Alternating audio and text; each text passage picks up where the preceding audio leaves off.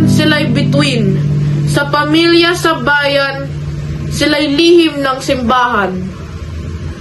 Babae humarap sa hamon, pero patuloy pa ring babangon.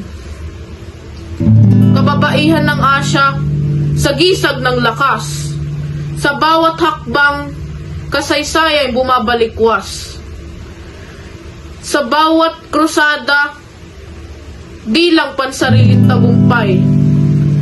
Kababaihan, kayamanan sa kultura at isipan. Kaya ating pahalagahan ang mga kababaihan. Dahil kababaihan, maraming maitutulong sa bayan.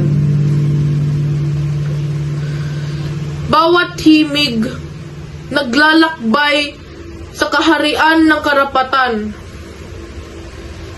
Sa ilalim ng kanyang korona, bawat patak ng luha patuloy pa ring lalaban. Kababaihan, binuo ng katapangan. Kailangan nila ng kalayaan.